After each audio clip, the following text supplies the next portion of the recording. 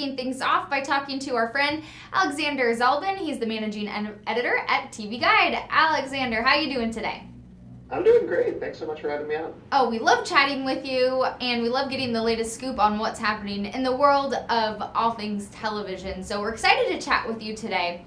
You know, it's always kind of a bummer when the fall shows go into their winter break, but it kind of provides a good opportunity to catch up on the things that maybe we've missed out on. So we wanted to chat with you today about a couple different things. So we'll start off on, you know, we're headed into this kind of holiday season. People get time off, people are traveling, so, you know, you can catch up on some shows in that way, or maybe you're just kind of bumming around. So we wanted to talk to you today about maybe some good shows that you can catch up on if you have some time off over the holidays. Yeah, I mean, as you mentioned, it's the winter break right now. Everybody's had their mid-season premieres, or most of them are finishing up this week. So I know for me, this is my chance where all the stuff that's been stacking up on my DVR, I'm going to check it out and finally actually finish. So I'm very excited about that. But there are a couple of shows that I definitely recommend checking out that may or may not be coming back. And what I mean by that is, you know, they're streaming shows, so they might be gone for a little while, but this is a great chance to really binge some good shows that might have gotten lost in the mix of your weekly schedule every week. So the first one is absolutely one of my favorite shows of the year. It just dropped right after Thanksgiving on Amazon, The Marvelous Mrs Basil. Now, it's from the creator of Gilmore Girls and Bunheads, Amy Sherman-Palladino. So if you like Gilmore Girls, you're definitely going to like this. Even if you've never watched Gilmore Girls, which this is terrible to admit, I've only watched a couple of episodes. I feel like a horrible person. But it takes place in the 1950s. It's about a woman who finds out her husband has been cheating on her. She gets drunk, goes to a stand-up comedy club, and does an improvised stand-up comedy set, and finds out she loves it. And it's 8 episodes long. It's absolutely beautifully filmed, but it's also totally laugh-out-loud hilarious. If you watched Monk back in the day, Tony Shalhoub is on the cast.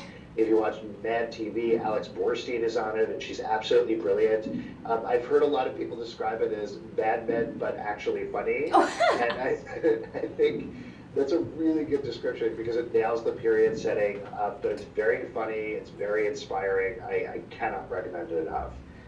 Yeah, and you mentioned those two cast members. They're wildly funny and so well done. And I think Alex Borstein, people, if maybe they don't recognize her face, they probably recognize her voice. She's played Lois on Family Guy for years and years and years. So if they can't, they're like, how do I know that voice? They might recognize her in that. But I haven't had a chance to watch that, and I'm really looking forward to getting a chance to dive into that one. Oh, it's so good. The other one that I'd recommend, this was another one of my favorite shows of the year, and it is coming back pretty early in the next year, I think right at the beginning of January, and I'll try to find out the date for you in a second. But Star Trek Discovery is coming back. Now, they kind of separated it into chapters. They have the first chapter that aired on CBS All Access this fall, and then it's coming back on CBS All Access on a weekly schedule next year to finish off the first season. And it's great. Again, it's the sort of thing that, even if you've never watched a Star Trek or seen a movie or anything like that, you can jump right into this. It's, again, gorgeously filmed. It's really exciting. The characters are really fun. For fans of The Walking Dead, Sonequa Martin-Green, who played Sasha on the show, is the star of this, and she's absolutely brilliant. She plays a character who was raised by the Vulcans, which, if you do know anything about Star Trek, you probably know Spock, Leonard Nimoy's character. So she was raised by Spock's dad. So she's a human who is struggling with being a little logical, but being emotional. But it plays out like a big, smart action movie. And again, I can't recommend it highly enough. Okay, so you don't have to be a Trekkie to watch Star Trek. Anybody can be interested. Exactly. If you like action shows, if you just like good characterization, it's more serial than the previous Star Trek shows where they felt more episodic. This one has a story that plays out over all the episodes. And I should mention also in terms of actors, the captain on the show is played by Jason Isaacs, who you almost definitely recognize from the Harry Potter films as Lucius Malfoy, and you've probably seen him a million other places. So he's great too. Oh, I love it. Well, you sold me on Star Trek because I'm not a big Trekkie, but you sold me, so I'm in. I did it. You did your job. And then you recommended one of my favorite shows over the past couple years, The Good Place. And I think if you're not watching this, you definitely need to jump on board because it's hilarious. Oh, absolutely. The same thing, it comes back in January for a couple of new episodes before it finishes up its second season. I almost hesitate to say too much about it if you've never watched the show, and if you haven't, the first season is worth watching totally clean. But what I will say about it is it stars Kristen Bell and Ted Danson, and they're amazing. The rest of the cast is fantastic as well. Kristen Bell dies. She goes to heaven, except she doesn't deserve to be there. That's the base concept of the show.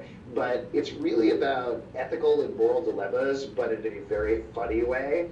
It's one of those shows like The Simpsons or other shows where you have to watch it a bunch of times because there's so many jokes going on in the background all the time.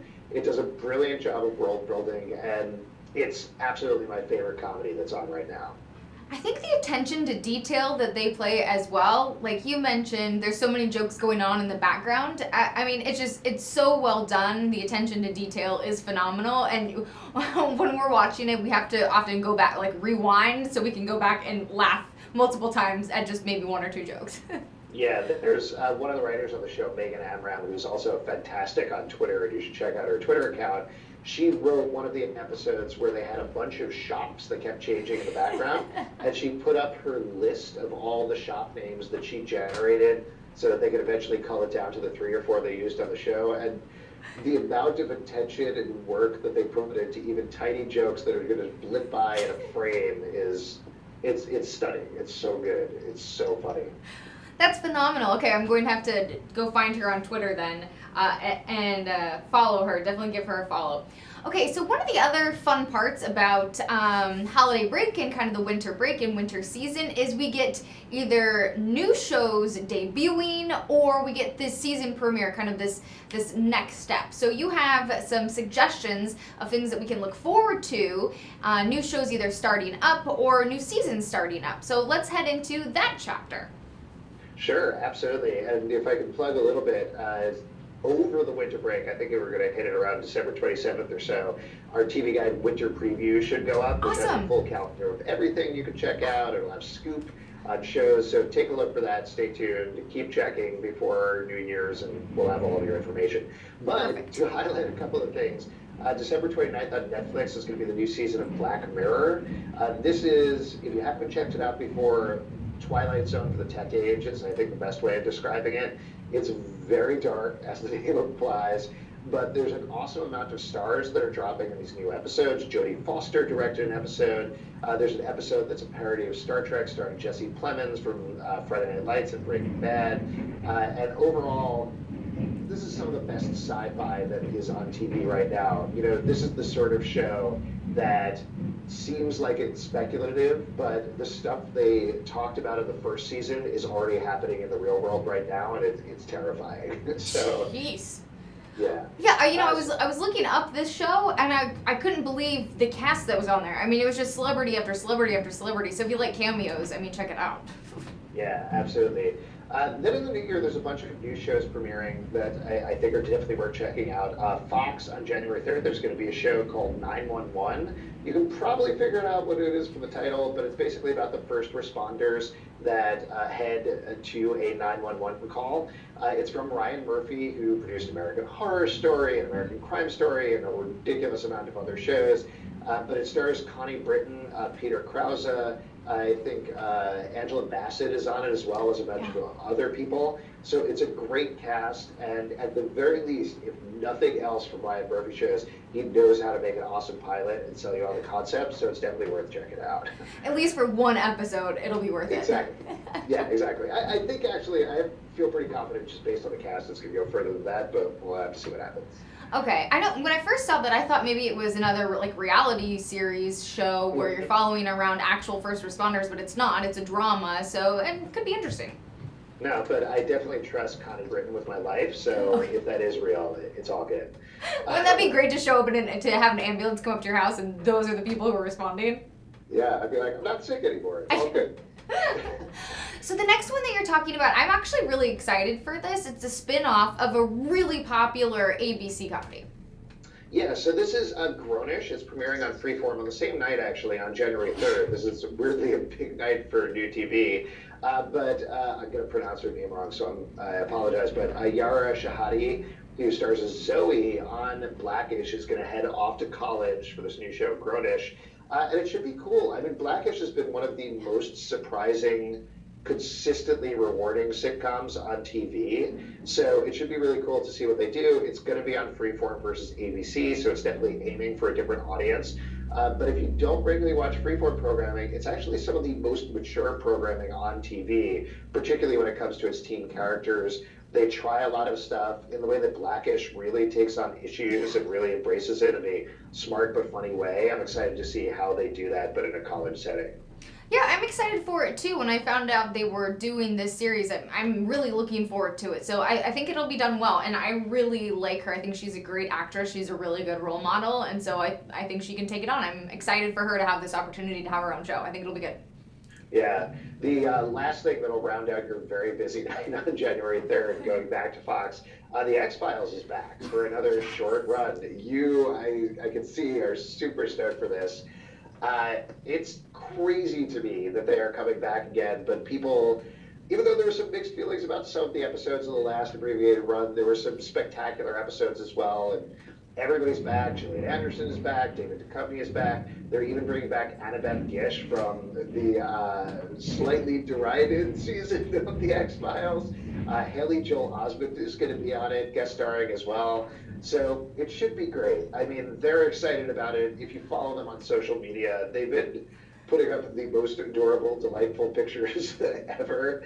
So it's good. It's, in a weird way, the X-Files has become comfort television now that they're bringing it back, and I'm excited to see what they do with the next couple of episodes. Do you know by any chance how many they're releasing? I'm going to get the number wrong. I think it's 10 episodes for the second season. So again, it's a shortened season, but it's kind of nice that they're doing that pretty directed. The other thing I should probably mention, if you're a mythology head at all with the X-Files, I believe the first episode and the last episode are the mythology episodes, and then everything in between is standalone Monster of the Week, which honestly actually might be a good thing.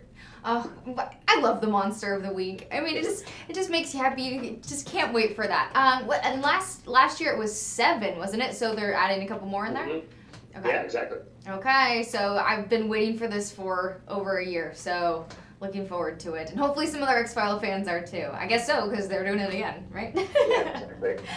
All right, so a couple more as we move down the list.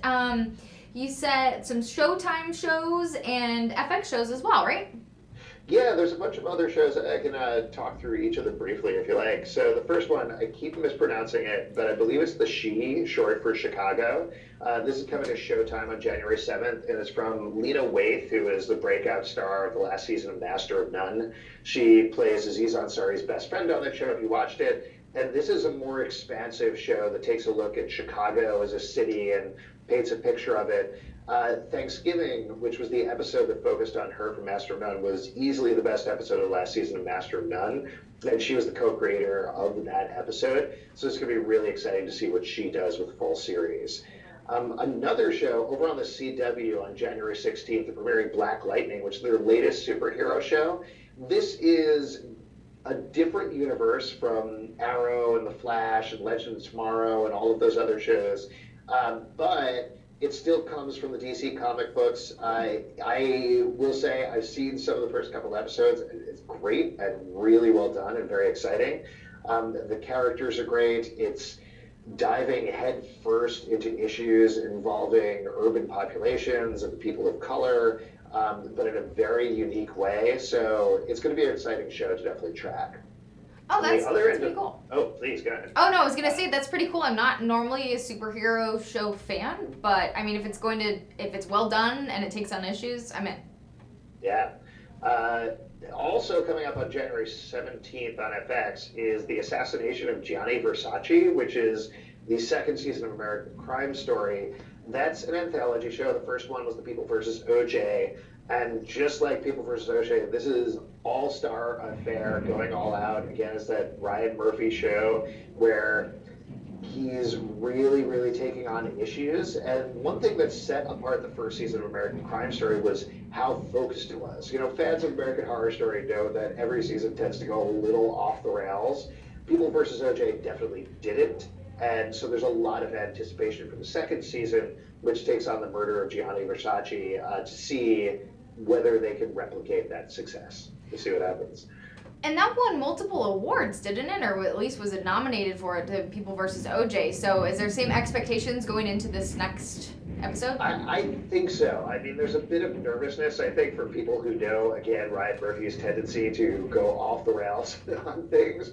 And particularly with this, it's taking place in the world of high fashion. So versus the OJ thing, which took on race and celebrity and feminism and a lot of other things, there's definitely the possibility of this being more soapy fare, but hopefully they take the same sort of quality lens here and really knock it out of the park, because that would be amazing.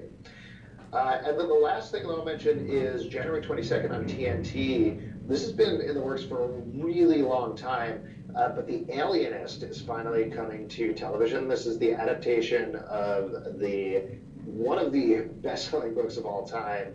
It stars, oh my gosh, I'm going to get her name wrong, Dakota Fanning, right? Yes. Stars Dakota Fanning, Daniel Brühl, and Luke Evans, who you might recognize as Gaston from Beauty and the Beast, doing a slightly more serious turn. And it's about the beginning of an actual scientific look at solving crimes set in the late 19th century. Wow. So that should be pretty cool. And it comes from Cary Fukunaga, who worked on the first season of True Detective. So if you like that, this is going to be a very different series, but this is definitely one worth checking out. Oh, wow. I'm excited for that. I wasn't sure about that. That sounds pretty exciting. Before we let you go, Alex, I do want to talk, the Golden Globe nominations just came out earlier this week. Taking a look at television and the film industry, wanted to just kind of pick your brain a little bit on your thoughts. People were super excited. There was some easy ins there. Wanted to take a look and get your thoughts on awards in the television industry. Sure. So Golden Globes is traditionally the boozy alternative to the Oscars. It's the night where the stars cut loose a little bit and they have a little more fun. Given everything that's been going on in Hollywood lately, it's going to be very interesting to see how that plays out, even with Seth Meyers as the host. In terms of the nominations itself, I think there's a lot of stuff that, like you mentioned, it seemed like they were playing it pretty safe. You got, from the TV perspective, you had Handmaid's Tale is in, and other shows like that, like Big Little Lies is doing well. I'm like, yes, they're really good, so good job. But on the surprises, David Harbour got nominated from Stranger Things, which I think was a really pleasant surprise. Certainly he's got a lot of buzz behind him from the second season, but he seems like a great guy, and everybody likes Chief Hopper from Stranger Things, so that was happy. The biggest surprise for me, at least, was Smilt got a ton of nominations. This is a show on Showtime that I don't think anybody is watching, but it's really good, really funny. It brought Rosie O'Donnell back to TV, but it stars a newcomer. It's a comedy that, again, not a lot of people are watching, but is a real auteur sitcom in the way that Atlanta is, or other things, like it comes from one comedian's perspective. And that's the sort of thing the Golden Globes like. So I'm glad to see it on there. On the snub side, I think it was pretty hard to miss that, at least from the film perspective, women were shut out, but pretty much across the board, with very few exceptions, people of color were shut out, which was a huge surprise, particularly because Golden Globes has actually been very progressive there, where you've had the hashtag Oscars so white trending for many, many years, up until I think the last year they tried to correct the ship a little bit. Golden Globes has been the alternative, where they've been more inclusive. But nothing against the performances that did get in, even remotely, because they're all fantastic.